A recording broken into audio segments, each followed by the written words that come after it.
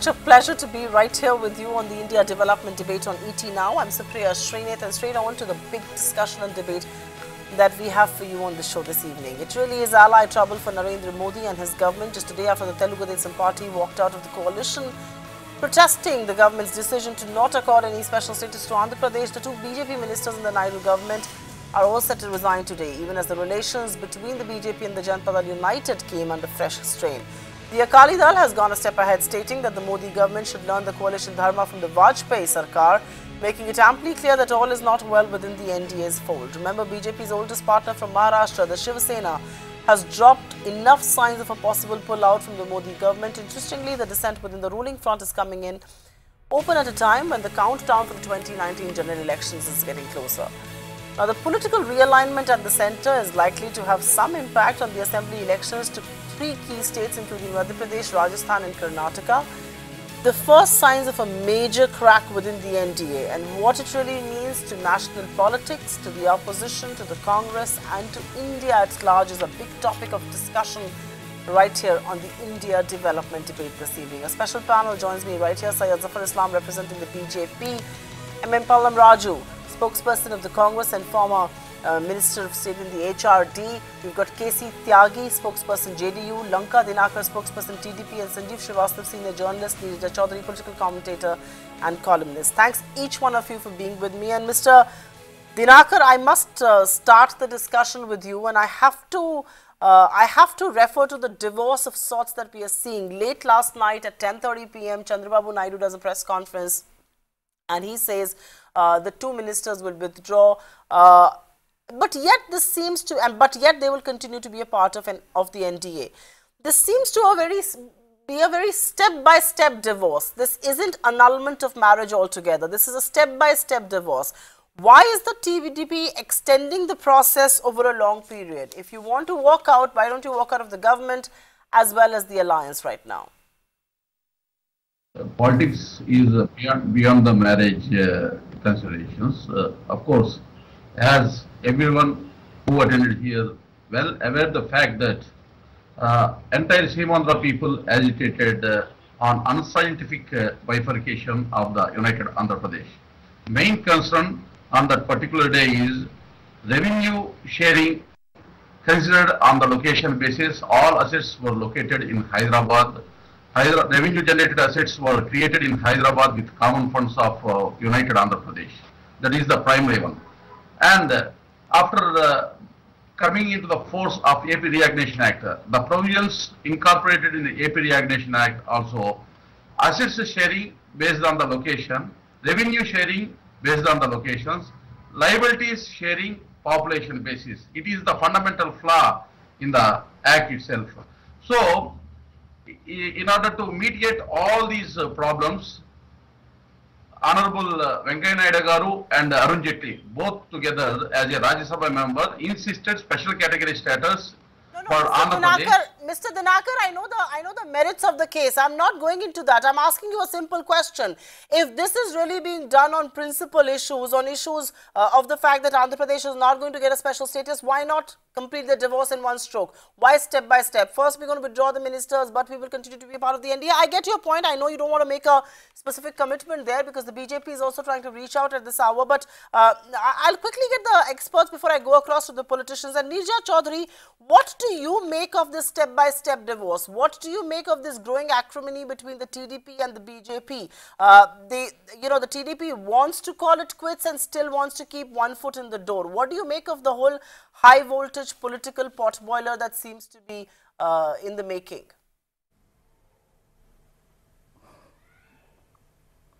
See, I think for Chandrababu Naidu, he was losing ground. He was under pressure from Jagan Reddy's YSR Congress. And of course, this is not to say that he doesn't want the money, he doesn't want the special status for his state. Well, the government is prepared only to give a special package. That Andhra didn't want a break, that he wants the Polavaram project to be completed, he wants to make Amravati like Singapore, all that's there, absolutely there. Chandrababu Naidu is a very dynamic leader, but he's using the present situation to bounce back on the issue of Andhra pride. And the TDP's origins go back to when the Chief Minister of Andhra Pradesh was insulted and humiliated by Rajiv Gandhi at the airport that many years ago, and months later the TDP had come into existence on that one issue of Telugu pride. Now I think he's playing on the same thing, give me special package, special status. And and in any case, Jagan Reddy has been demanding special status for Andhra Pradesh, so he's also jumped into it. And this divorce that you're talking about, partly also the Prime, he wanted to speak to the Prime Minister. The Prime Minister did not speak to him till today, and I think that also was a bit of a setback where things could have been sorted out even if the entire money that he wants was not given. So it's also the handling by the NDA and the BJP which has led to this situation.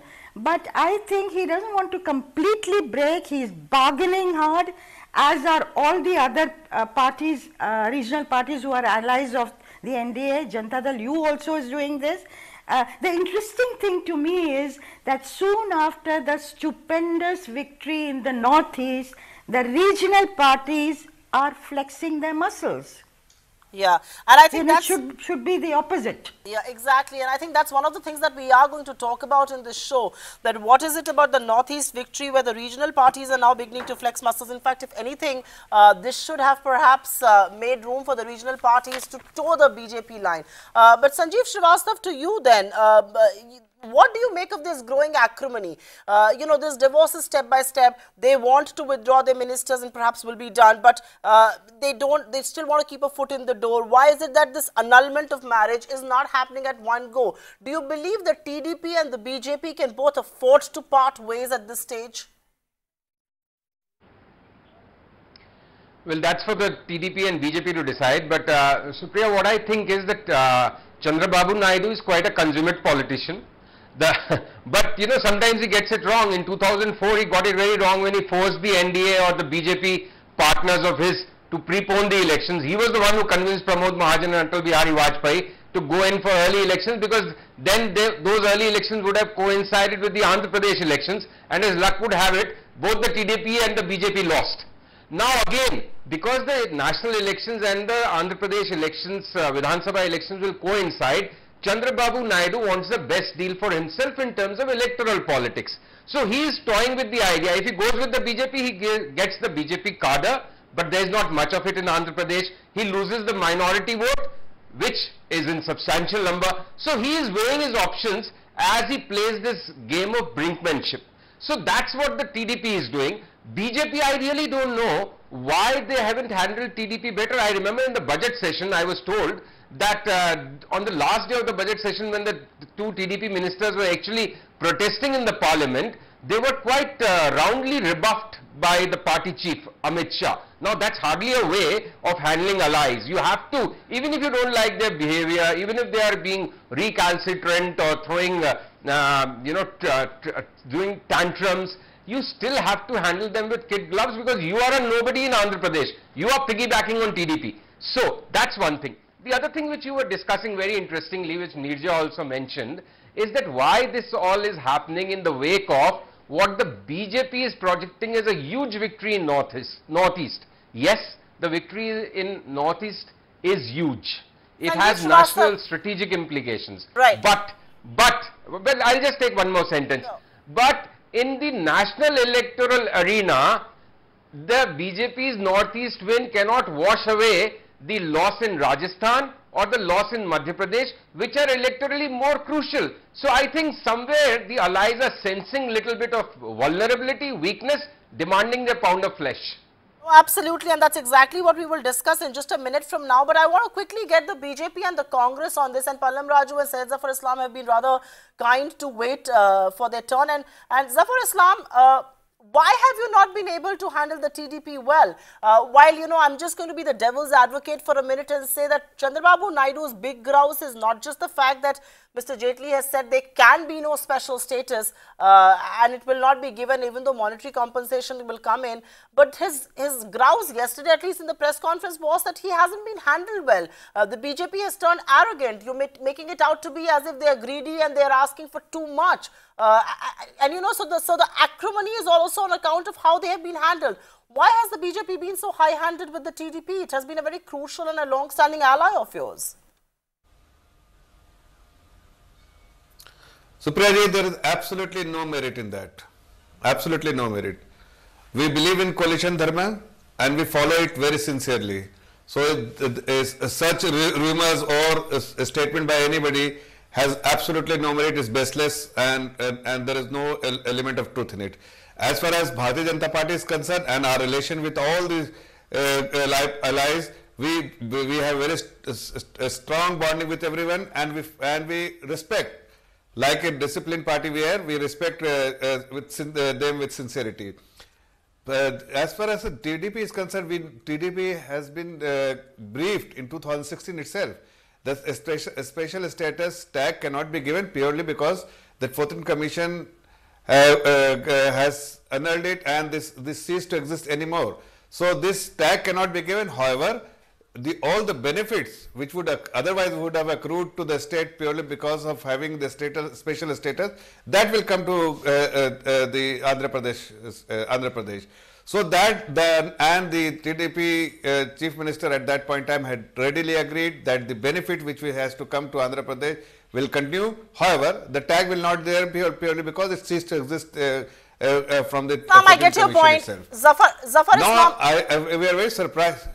We are very surprised that they have raised this issue, which otherwise they shouldn't have raised this issue. I don't know what are the compulsion they have. Okay. I think all the speculation what is being made by the other panelists is something which I cannot speak about it, because we believe in coalition dharma. We will engage. We are engaging them. They are engaging us. Right. And I am sure and confident that whatever the outstanding issues there, if there is any breach, that and there is any misunderstanding, we will find the middle ground, and there will be meeting of mind for sure. Islam, I don't think there is a meeting of mind that's really happening between the TDP and the BJP at this stage. But let's go across to somebody who represents the state and it comes from the Congress party. And Mr. Pallam Raju, before I go on to let you make your point on this big debate, you know, the Congress chief was very eloquent, and he said that if the Congress were to come to power, AP is going to get a special state provision. The reality is, a lot of commentators also out there and experts believe that the TDP perhaps is being a little unreasonable.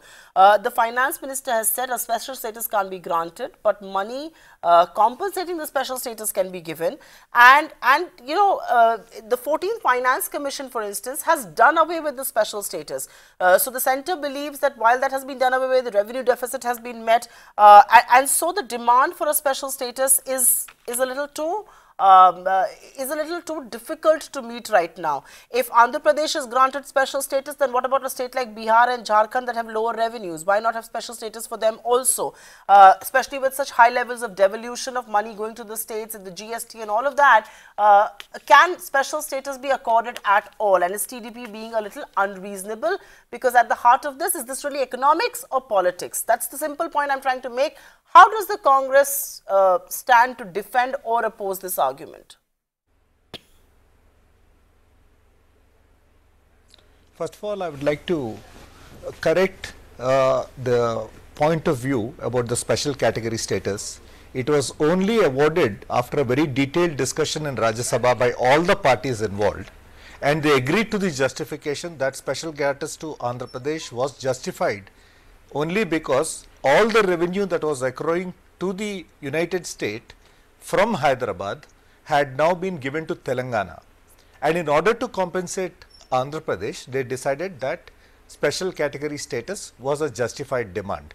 And it was not a unilateral award by the government then, but it was a consensus by all the political parties, including the BJP, which was in Rajya Sabha then. Having said that, I would like to state that there has been absolutely complete lack of conviction on the Andhra Pradesh government in trying to bring about special category status to Andhra Pradesh, and the Congress has been the only party which has been consistently demanding it for the last 4 years. We have started off with a 1,000 crores, 1 crore signature campaign, and we have done a 3-day dharna in Delhi today, and this we have been fighting very, very consistently. And it's only lately that both Telugu Desam and Mr. Jagan's party have woken up, and they've thrown their hat into the ring. But I've given you the justification, And the other thing that bothers us is the word of the Prime Minister on the floor of the House is the word of the government, and the government of India is a continuity, and the current Prime Minister should have honored the word given by the then Prime Minister. So we are absolutely surprised that this hasn't happened, and they are hiding behind the bogey of the 14th Finance Commission, which has nothing to do with the awardment of the special category status.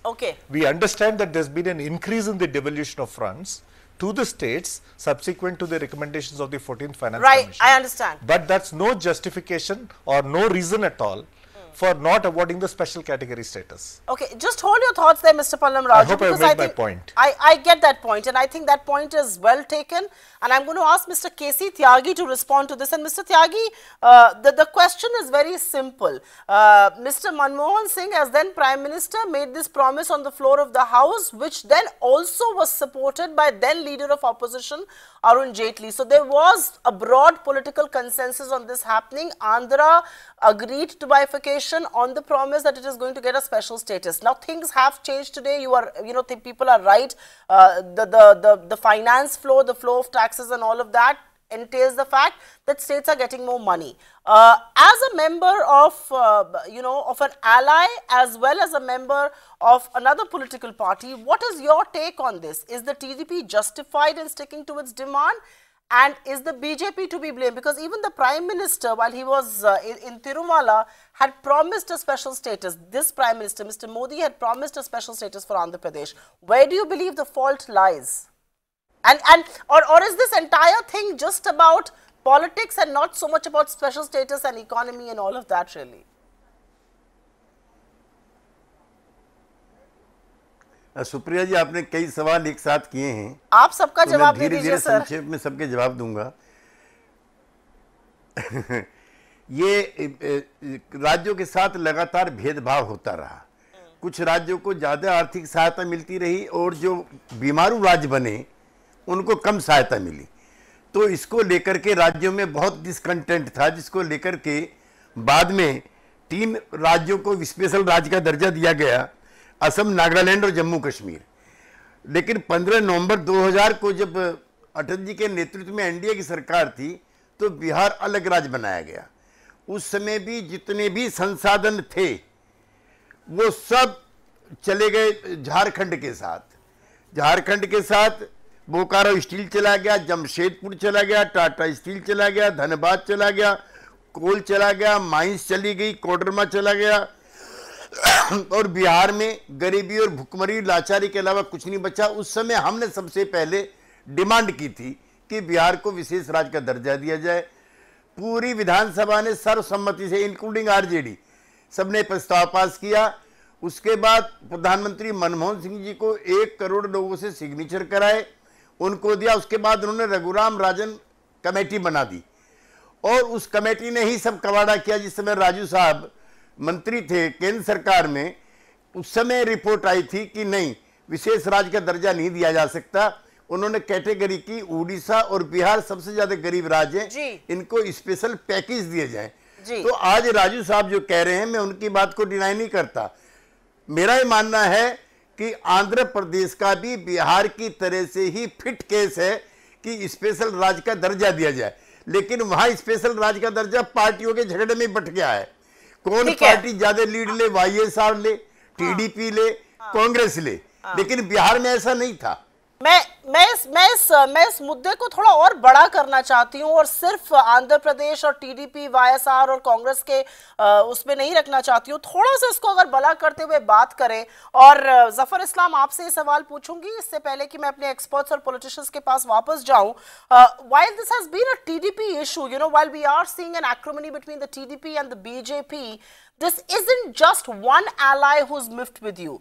You are hearing one other ally, and K.C. Tyagi senior member hai, chief spokesperson hai, and he's a very important, very old ally of the BJP, now back in the fold, JDU. He's saying bhedbhav hua hai states ke saath, and it still continues to be. My question is, it's not just the TDP, now the JDU, the Shiromani Akali Dal, the Shiv Sena, the PDP. You have a lot of very miffed allies. What has happened in NDA NDA too. Why is it that you're not reaching out to your allies adequately? Mr. Tyagi, आप कुछ कहना चाहते हैं allies के बारे में बहुत जल्दी, क्योंकि मैं जफर इस्लाम जी के पास जाना चाहती हूँ. हाँ, मैंने कहा भेदभाव आज मोदी सरकार के दौरान नहीं हुआ है. 1947-52 से लेकर लगातार कुछ राज्यों के साथ भेदभाव होता रहा, and I am not blaming Modi government for that. Okay, you're not blaming the Modi government for this, but bhedbhav hota raha hai. Zafar Islam ji, I will still ask you this question, that why is it that a whole host of your allies, the PDP, the Sena, the Shiromani Akali Dal, the TDP now, why is there such growing acrimony between the BJP? Have you failed to keep your allies in good faith?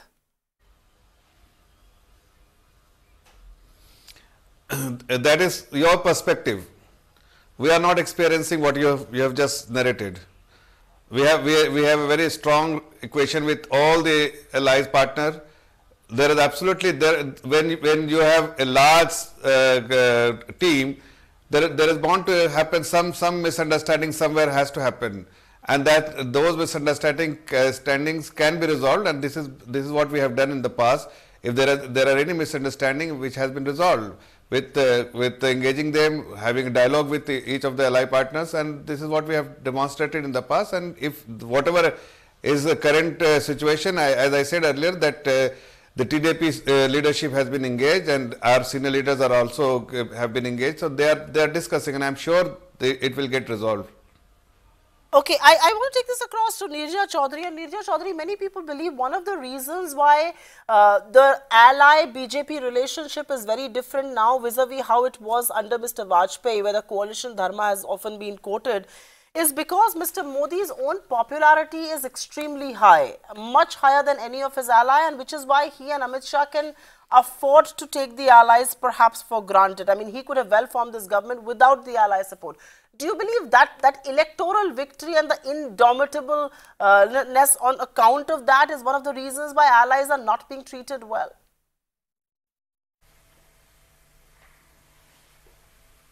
I think one is that in Atal Bihari Vajpayee's time, the BJP did not have a clear majority. In Narendra Modi's time, the BJP has a very clear majority. It can do without allies, even though it has sought allies and has allies in the NDA. That's number one. The personality of Mr. Vajpayee and Mr. Modi are very different. Mr. Modi is seen as a tough leader who is going from one victory to another, barring certain aberrations, and continues to be very popular. So there is a sense, not that Mr. Vajpayee was not, but he was a much more accommodating kind of personality, a moderate image, and so on. And now the other thing, of course, is that BJP is winning election after election. The Amit Shah school of election management is yielding dividends. So maybe it is possible that the allies feel a sense of being taken for granted, their voices not being heeded. I mean, if Chandrababu Naidu has to wait to speak to the Prime Minister of India, a very important ally in the NDA, and is unhappy about that, well, that says something. So I think, yes, the BJP could have certainly done better in treating the allies, particularly with 2019 elections coming. And I would just respond to the BJP spokesperson here and said, if everything was hunky-dory, two ministers of the TDP would not be pulling out of the coalition today. Janata Dal U would not be speaking in the voice that it has been speaking about, giving expression to its angst. Shiv Sena would not have declared publicly that they will not go with the BJP in the coming elections. Those things would not have happened if everything was fine. Yeah, that's right. I mean, everything is not hunky-dory, and I think admission of that and acting on that will perhaps help. But I will take this across to Sanjeev Srivastava. And Sanjeev Srivastava, on the point of the miffed allies, I also want to add one more point and want to get your views on this. I mean, there is this school of thought that believes that BJP has maxed in states like Delhi, Rajasthan, Madhya Pradesh, Uttar Pradesh, Gujarat, Chhattisgarh, and for them to now break newer bastions in more politically, electorally relevant states, they will perhaps have to do this at the cost of their allies, and which is why allies are being relegated. Are you someone who shares that view? Do you believe there is merit in that argument at all? Well, I agree with you partially that in my opinion also, and I think most political observers will tend to agree, that the BJP has maxed or peaked in certain states. I don't think many in the BJP will also expect the BJP to repeat a 73 out of 80 in Uttar Pradesh, or a 25 on 25 in Rajasthan, or a 100% score in Gujarat, same in Madhya Pradesh, etc., etc. So where they could have gained is perhaps West Bengal, where frankly they don't have an ally. See, the difference between NDA winning and losing in 2004 was Andhra Pradesh and Tamil Nadu. And I think in both the states, the BJP is not getting its lessons right. You know, those two states gave Sonia Gandhi and UPA the power in 2004 and made Vajpayee lose that election, which everybody thought is for his to win. Now, how does Narendra Modi, what is his calculation with Amit Shah, to repeat a performance of not if 282 or nearest to that, a 250 mark, 240, is something, I'm so surprised, because he has to have allies. That is common sense, unless he thinks and BJP thinks that the personality of Mr. Modi, who undoubtedly remains the most popular and charismatic leader in the country, is so overpowering and his reach so overwhelming that he alone will be able to steamroll everything. I frankly really doubt that. Indian electorate is a smart cookie and it can surprise people. So let's see how it plays out. Okay. In any case, it's too early. I get that. Sanjeev Srivastava, not managing allies well. Right. Sanjeev Srivastava, you brought a very important point that 2004 Sonia Gandhi came back to power because of the whole Telugu axis. I will go across to a man who will know a thing or two about that. And Mr. Raju, right here, you know, the TDP or the TRS put together can form that Telugu axis. Will we see that alignment change in Andhra Pradesh, given the fact that there has been a step-by-step divorce between the BJP and the TDP? And what sort of a role do you believe an opposition like yourself can play? Will we see a Telugu axis re-emerge? Can Chandrababu Naidu and the TRS chief, Mr. KCR Rao, actually set aside political differences and see the re-emergence of the Telugu axis? And is this what that politics is being bet upon?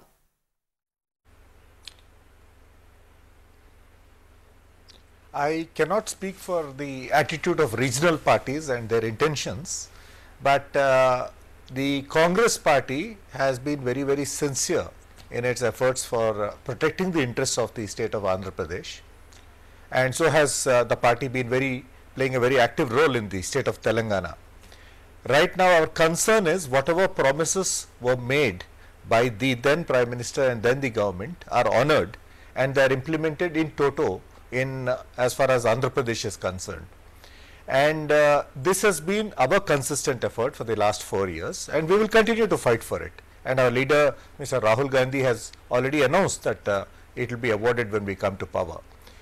We are a revenue deficit state right now, and we hope that that will be implemented soon.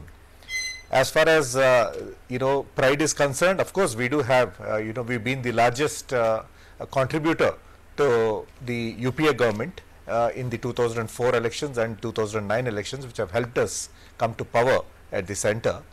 And again, Andhra Pradesh was a large contributor when Mr. Vajpayee was the Prime Minister, when Telugu Desam had the highest number of MPs in Parliament then. We will continue to fight for our rights, and the Congress has been driving home this point. But I think it is the time has come to set aside these differences and fight for the cause. What has been promised to us, what has been awarded to us, and there I think we have to put our political differences aside and fight in the interest of the state.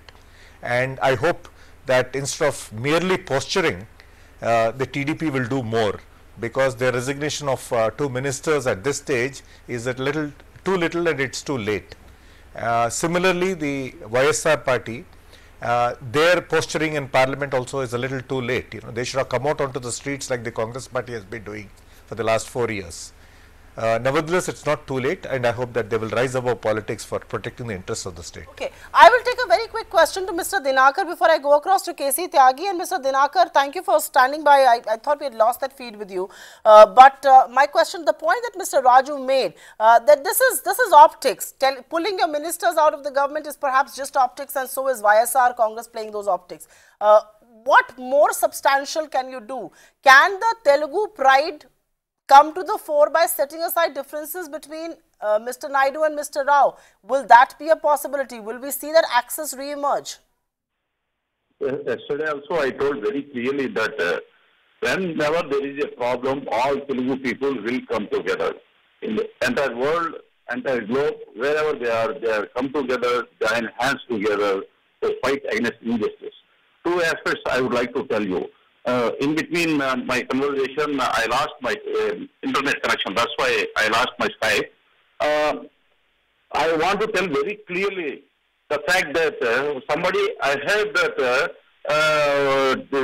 Chandrababu Naidu took decision because of Jagan. Why should take this decision against Jagan? Who is the Jagan? Jagan is facing 13 CBI charges, CBI cases, ED attachment. Why should we consider? We never consider him as an opponent. He has no chance to face us. So Jagan is not at all a point in this subject matter. It is very clear on our part. 19 demands regarding to the bifurcation promises. Bifurcation promises related to the AP Reorganization Act and the promises made by the then Prime Minister Manmohan Singh on the floor of Rajya Sabha. And you mentioned that yesterday. 1 minute, madam. I haven't interfered in between. After 2 years of coalition government, very clearly told that the NDA government, but special category status is not allowed after 2017 for any state. Existing states also going to be ceased to be in existence of special category status. They announced a special central assistance in lieu of the special category Dinakar, this point has been made, this debate has been done, sir. For 1 minute, nothing has been implemented. Right. I get your point. I get your point and I get your angst. That point has been made and so I'll have to cut you short there. But Mr. Tyagi, I'll come to you, sir.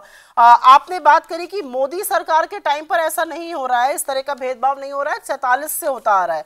मेरा सिर्फ एक simple सवाल sir इस पे ये पूछना है, क्या कोalition धर्मा जो वाजपेयी जी की सरकार में होता था वो अब है? वाजपेयी जी की सरकार में एक एनडीए कोऑर्डिनेशन कमेटी होती थी जिसके जॉर्ज फर्नांडिस हेड होते थे. वो सारे पॉलिटिकल पार्टीज से बात करते रहते थे, एक तरह का सामंजस्य बैठाने की कोशिश करते थे. क्या उस तरह का सामंजस्य, क्या उस तरह की रीचिंग आउट इस समय हो रही है एनडीए में? बिकॉज बहुत सारे एलाइज, आप शिरोमणि अकाली दल से बात करिए, आप सेना से बात करिए, आप पीडीपी से बात करिए, वो कहते हैं ऐसा नहीं हो रहा है. उनको लगता है कि कोई बात करने के लिए ही नहीं है. मोदी और शाह जो हैं वो चुनाव पे चुनाव जीतते जा रहे हैं, वो उस पर बहुत फोकस्ड है. तो मेरा सिर्फ ये मानना है कि कोई सामंजस्य बिठाने जैसी चीज, कोई बातचीत. चंद्रबाबू नायडू की सबसे बड़ी प्रॉब्लम थी कि उन्होंने 29 बार प्राइम मिनिस्टर को फोन किया और प्राइम मिनिस्टर के पास टाइम नहीं था उनसे बात करने के लिए.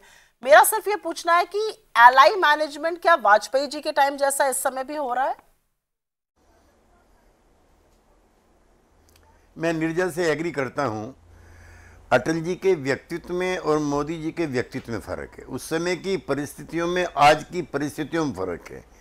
क्या इंदिरा गांधी जी के समय वैसा होता था जैसा कि बाद में मनमोहन सिंह जी के समय हुआ है? बिल्कुल नहीं. तो ये परिस्थितियां होती हैं उस तरह की. ये सही है कि जॉर्ज फर्नांडिस एनडीए के कन्वीनर थे और मंत्रिमंडल में कौन कौन लिए जाएंगे और उनको क्या क्या विभाग भी मिलेंगे, ये भी जॉर्ज फर्नांडिस बैठ करके अटल अडवाणी जी के साथ तय करते थे. तो तब की अब की परिस्थितियां अलग हैं.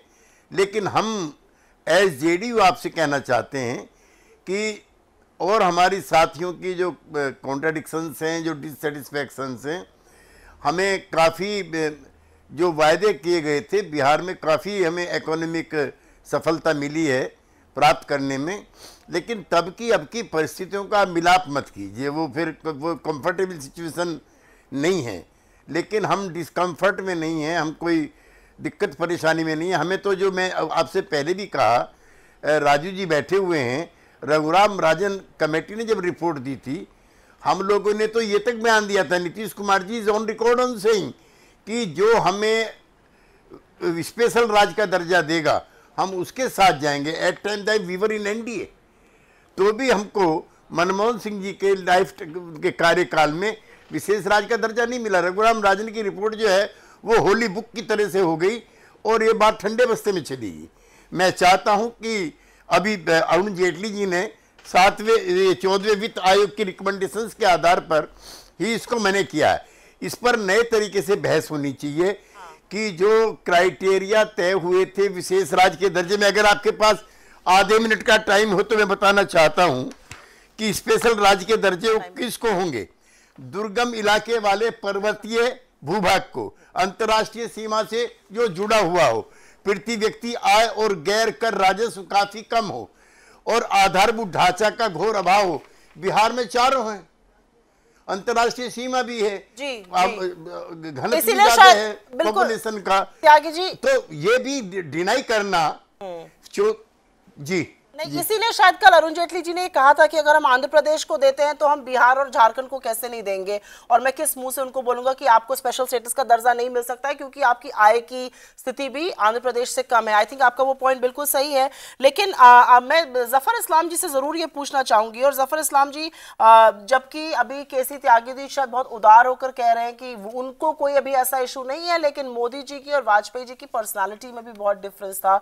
एनडीए के कन्वीनर थे जॉर्ज फर्नांडिस, जेडीए के थे, और वो समता पार्टी के थे, और वो बैठ के डिसाइड करते थे। बहुत लोगों का मानना है at one level is the BJP too obsessed with electoral politics to care about allies today?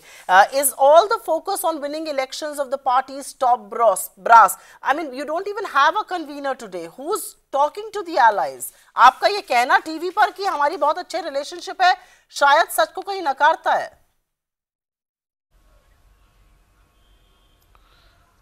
Supriya ji, as I said earlier, that people from outside may perceive, may speculate, but the reality is different.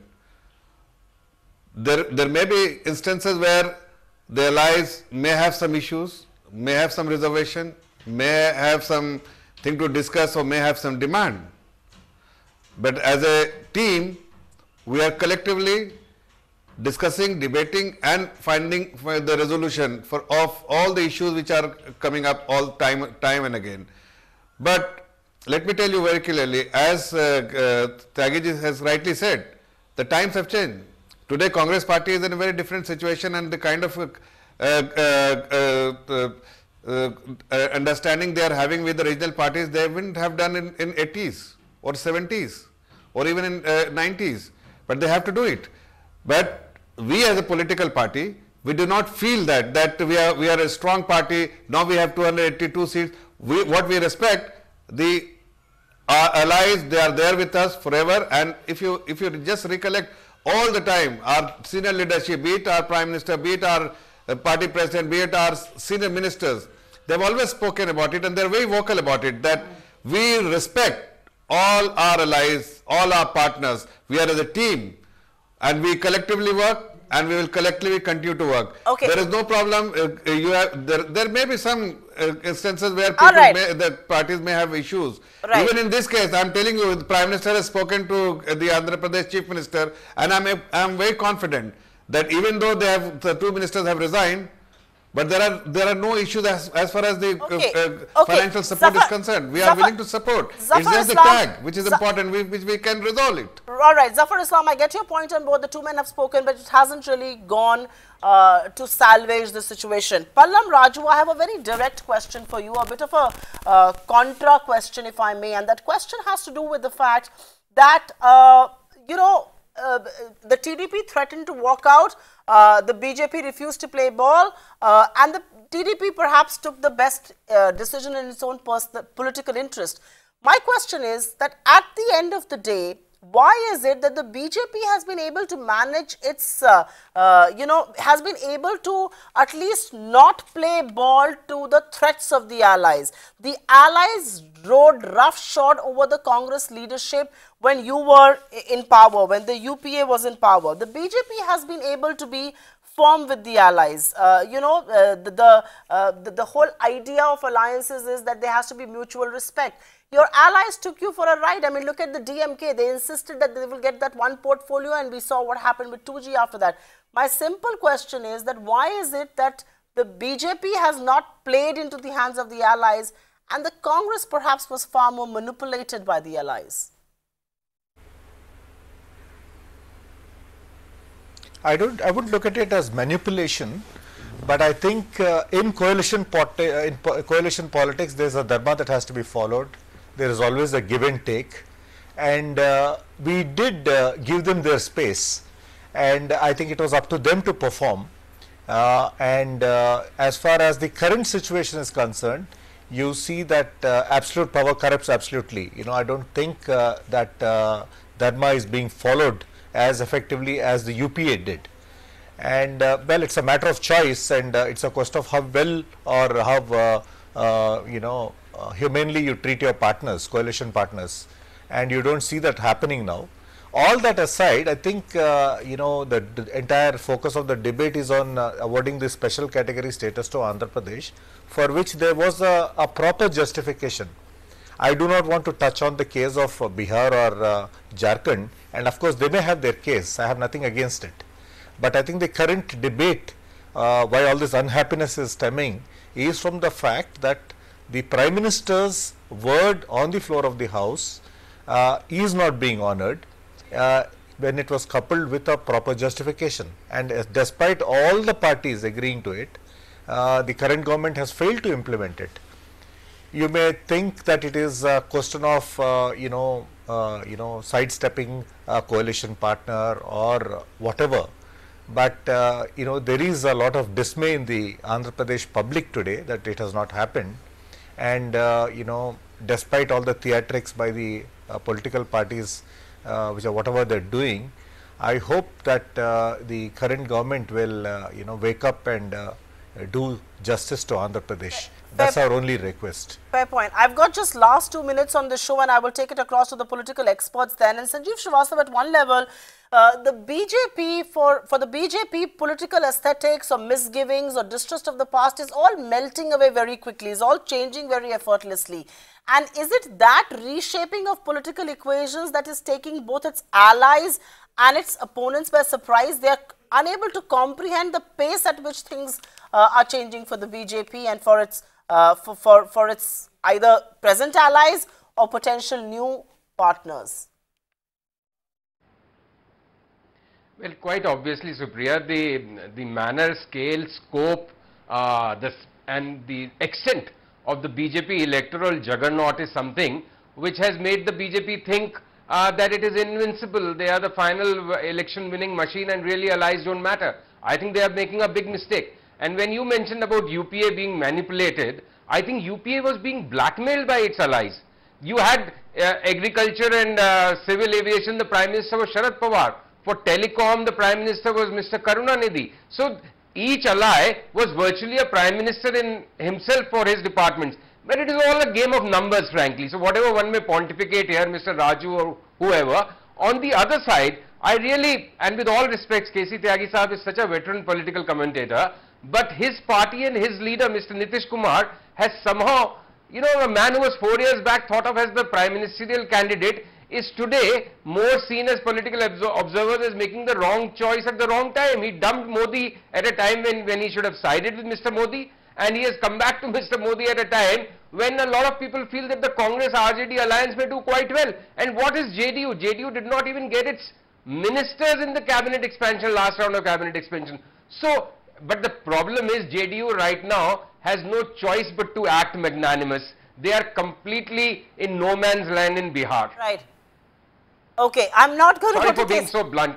Right, Mr. okay, Tyagi. okay. I think Mr. Tyagi is smiling, and that says a lot, but I will give the last word on Women's Day to Neerja Chowdary, and I do that on purpose, I do that with intent. So Neerja Chowdary, very quickly then, do these murmurs of rebellion within the NDA, whether it's the TDP or the PDP or the Sena or other potential allies, the Shiromani Akali Dal that's biffed with the BJP, do these murmurs of rebellion mean an automatic accretion to the UPA, an automatic accretion to the opponents, to the Congress?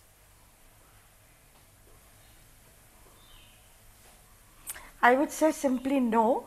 We are now into the poll phase. We are in the run-up to the general election. Every party is repositioning itself to maximize its gain. For the BJP also, for the TDP to strengthen in Andhra Pradesh, where the BJP does not have stakes, it is not, it goes in their favor, because they know after the elections, since they are likely to be the single largest party, if not get a majority, the TDP will willy-nilly come back to them. KCR's party may come to them. Of course, there is the flip side to this story, that the formation of a third people's front, which is not led by the Congress, with the regional parties getting together, can that pose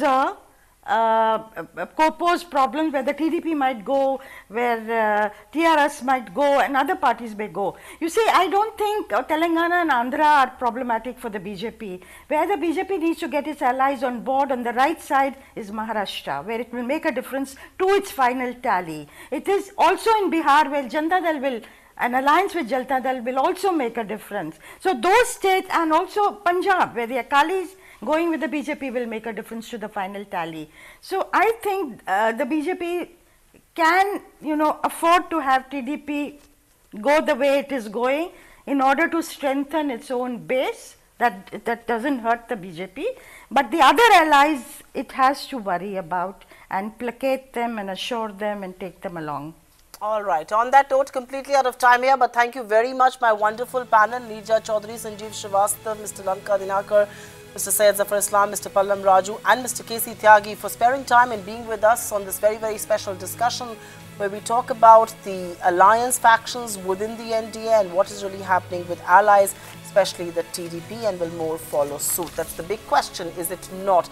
The BJP, obviously a big political electoral machinery, winning elections after elections, and perhaps it is that confidence, and may some say overconfidence, that's making the BJP take some of its allies for granted. They also realize that for them to break newer bastions, newer regions, it will be at the cost of those allies. But is Mr. Modi missing the point here? That's the big question. And does the rebellion within the NDA mean an automatic accretion to the UPA? The verdict will be out on that and all of it in 2019. Thanks very much for being with us on this very special edition of the India Development Debate. Keep it with ET Now.